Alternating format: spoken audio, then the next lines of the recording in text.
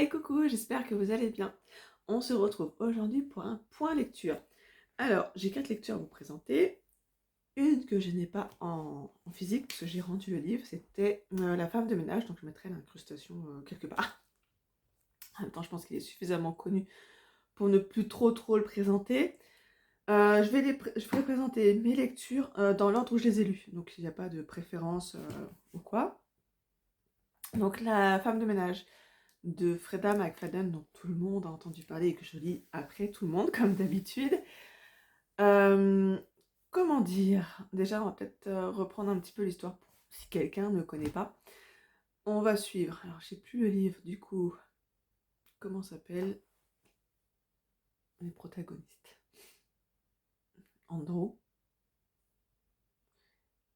Millie, je crois. Je ne sais plus. Bon, on va suivre l'héroïne, appelons-la comme ça, qui cherche du travail, qui postule du coup pour être gouvernante dans une maison. Donc femme de ménage, elle devait aussi s'occuper de la petite fille, mais en fait elle s'en occupe pas beaucoup. Euh, Elle est employée du coup par la femme de maison, qui est mère au foyer. Et en fait il va y avoir toute une histoire où... en fait je sais pas trop quoi dire par rapport au résumé parce que j'ai l'impression que si j'en dis trop ça va spoiler assez rapidement. Ensuite toute une première partie sur cette femme de ménage qui se pose des questions sur notamment son employeur, pardon, oui, employeur, pourquoi j'ai dit employé? Donc son employeur et sur le couple de cet employeur. Est-ce qu'on peut dire employeuse?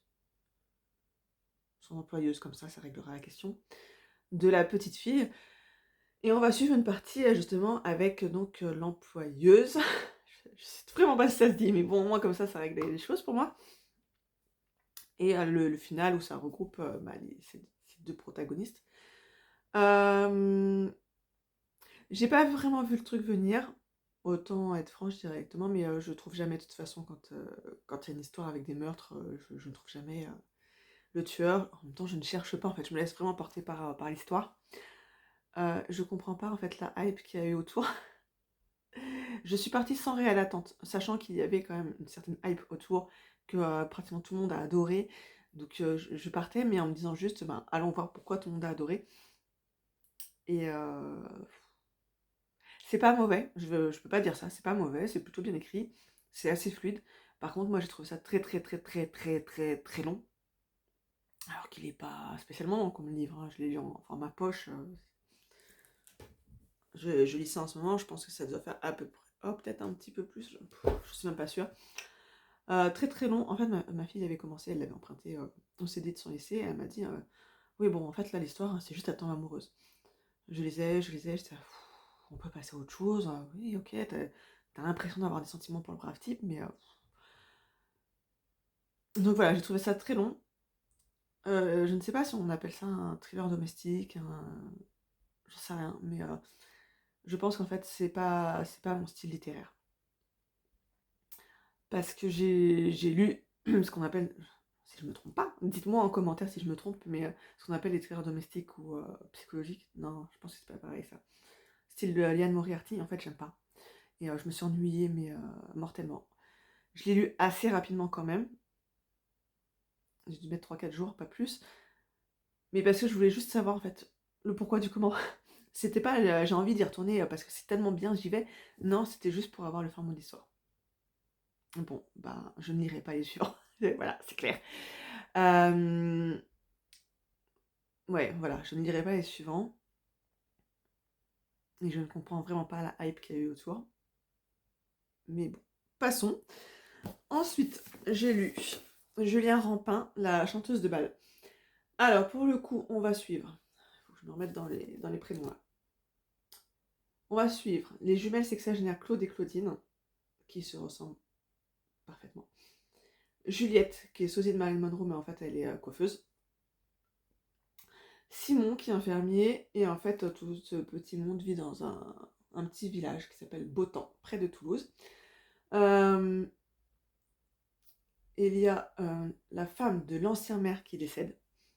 C'est justement Simon, l'infirmier, qui la retrouve morte à son domicile. Il va y avoir Je suis désolée, je perds mes mots aujourd'hui. Il va y avoir les funérailles, donc il va y avoir tout le village qui va être là, et il va y avoir une femme qui va arriver, qui s'appelle Gloria. Et en fait, on va découvrir le passé de Gloria, le rapport qu'il y a entre Gloria et la fameuse Odette. Et après, il y a toute l'histoire autour de Gloria, mais aussi de Simon, des jumelles. Et il me manque un protagoniste qui n'est pas noté derrière. Et non, j'ai oublié le nom. Ouais, il y a des histoires d'amour et d'amitié dedans. Et, personnellement, j'ai beaucoup aimé. C'est pas un coup de cœur. Quoi? C'est pas un coup de cœur. Non, c'est pas un coup de cœur, mais j'ai vraiment beaucoup, beaucoup, beaucoup aimé. Il me semble que j'avais lu un autre livre de lui. Non, oui, non, oui, non, oui, non. Grandir un peu. J'avais pas particulièrement aimé Grandir un peu. Là aussi, il y avait une hype autour. J'ai préféré celui-là, clairement. Du coup, vu que j'avais pas aimé le premier et que j'ai bien aimé celui-là, je pense que si je trouve le suivant, qui est le magasin des jouets cassés, je pense que je le lirai. Ensuite, j'ai lu L'étrange voyage de Monsieur Daldry, je sais pas si on dit ça comme ça, de Marc Lévy. J'y allais sans a priori non plus. C'est un livre que j'ai pris en boîte à livres, donc il va retourner en boîte à livres. On va suivre. Problème avec les prénoms. Oh là là. Alice. Voilà. On va suivre Alice, qui est créatrice de parfums, qui travaille de chez elle. De certains de ses amis qu'on va suivre aussi, mais c'est surtout elle, la protagoniste, Alice, et son voisin, Ethan Daldry. Un jour où Alice va avec ses amis, elle va où? C'est dans une fête foraine. Je sais pas pourquoi je me dis que c'est pas une fête foraine. Peut-être parce que je suis en train de lire une histoire où il y a aussi une fête foraine. Ses amis vont la pousser à aller voir une liseuse de bonne aventure. Une diseuse, pas une liseuse. Qui va lui dire qu'en fait, elle va devoir rencontrer 6 personnes avant de rencontrer son grand amour. Son grand amour qui vient juste de passer derrière elle et qu'elle n'a pas vu. Et que son histoire, en vrai, se passe en Turquie. Son voisin, avec lequel à la base elle s'entend pas super bien parce qu'il dit qu'elle fait trop de bruit, des choses comme ça, va la pousser à faire ce voyage en Turquie. Et lui dit, quand il passe un pacte en fait, lui il est la première personne à l'emmener, donc il va falloir qu'elle rencontre les autres personnes que la diseuse de bonne aventure lui a dit qu'elle allait rencontrer, mais lui va s'éclipser à la deuxième personne, voilà, la personne qui penseront être la deuxième, et elle devra faire son chemin toute seule, et pendant ce temps-là, lui, il va retourner, alors ça se passe à Londres, je peux le dire, il va retourner à Londres, et il pourra profiter de son appartement à elle, parce qu'il y a une verrière, que monsieur est peintre, et qu'il lui faut la verrière pour avoir une belle lumière. Je vais m'arrêter là pour l'histoire, parce qu'il y a toute une histoire après, il va en Turquie, il va se passer plein de choses, et voilà, parce que si j'en dis plus, je vais spoiler. J'ai bien aimé, franchement j'ai bien aimé, je trouve pas que ce soit réaliste, peut-être que ça peut l'être, mais l'histoire de la 10 bonne aventure, et puis qu'elle part avec son voisin avec lequel elle s'entend pas plus que ça, voilà, c'est pas super réaliste. Bon après, ça se passe bien, ça m'a donné envie d'aller en Turquie par contre. Peut-être un jour, qui sait. Voilà, moi j'ai trouvé ça sympa comme lecture, donc je crois que c'est mon deuxième Marc Lévy que je lis. Le premier c'était avec l'histoire du fantôme là, mais je l'ai lu il y a très très très très très longtemps, il y a eu le film, et si c'était vrai. Ah non, j'avais lu Mes amis, mes amours aussi, dont je n'ai aucun souvenir. Bon, bref. Voilà. Et ma quatrième lecture, c'est le roman graphique Les Guerres de Lucas, de Renaud Roche et Laurent Hockman.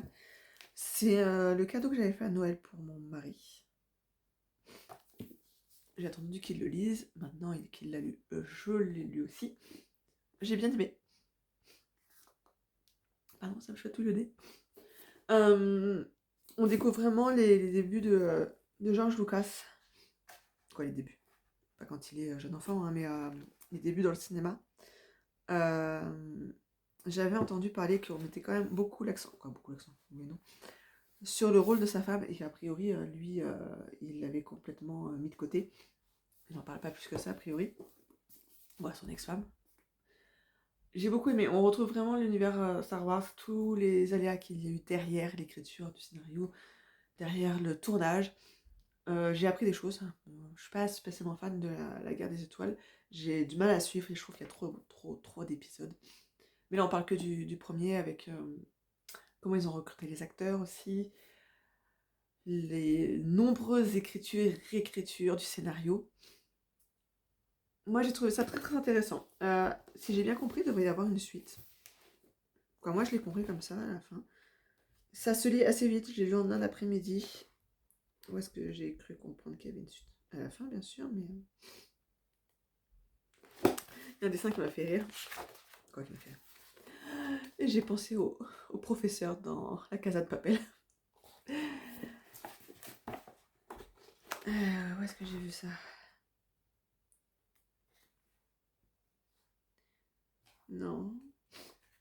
Oui, ouais, bon, en fait, je ne l'ai pas deviné, c'est marqué To be continued. Désolée pour l'accent anglais. Bah là, c'est vrai, ça a été très compliqué pour George Lucas de sortir Star Wars. Donc voilà, on trouve tout ce qu'il y a derrière le livre. C'est difficile de raconter plus que ça, un roman graphique. Je pense que tous les fans de Star Wars devraient regarder. Ceux qui ne le sont pas peuvent regarder, le lire. Ceux qui ne le sont pas peuvent aussi le lire parce que ça permet vraiment de voir le travail qu'il y a derrière par rapport au scénario, par rapport au... Comment ça s'appelle?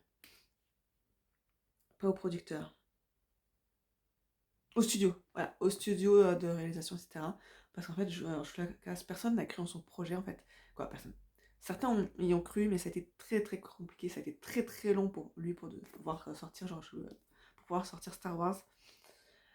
Donc on a tout ce qu'il y a derrière. Moi j'ai trouvé ça très intéressant. Alors je suis pas sûre de lire la suite. Quoi, je sais pas. Ça dépend ce qu'ils mettront dedans aussi. Mais ouais, j'ai trouvé ça très intéressant. Voilà pour mes dernières lectures. Donc ça fait mes lectures fin mars et début avril, puisque aujourd'hui nous sommes le 12 avril. Et là en ce moment, je lis 7 lettres de Olivia Harvard. Je me suis rendu compte après que en fait c'était le livre de poche jeunesse. Alors, pour faire un petit résumé et dire un petit peu ce que j'en pense, j'en suis à la page 295 sur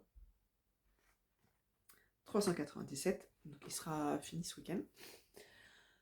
Enfin, j'espère, parce que demain je fais un vide-grenier, donc c'est pas gagné que je lise. Je pense que c'est possible de l'adapter en film. Après, pour moi, c'est pas du tout réaliste.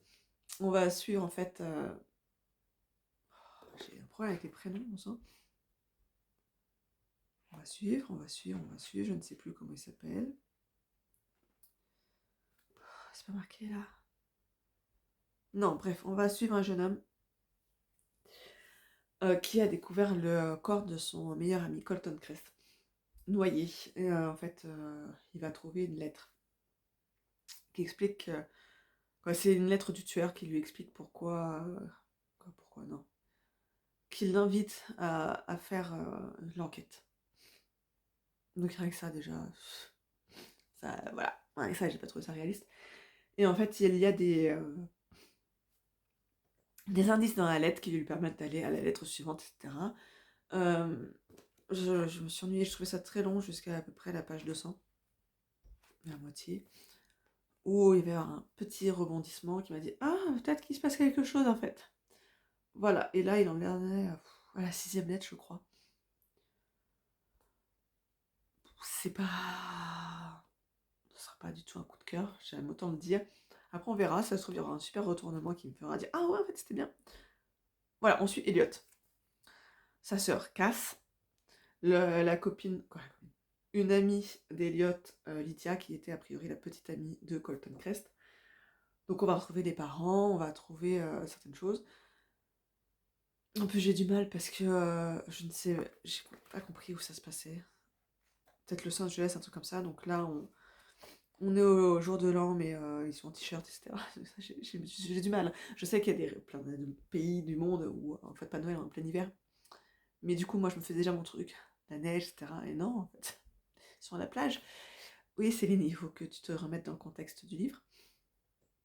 Mais je suis même pas sûre qu'à un moment...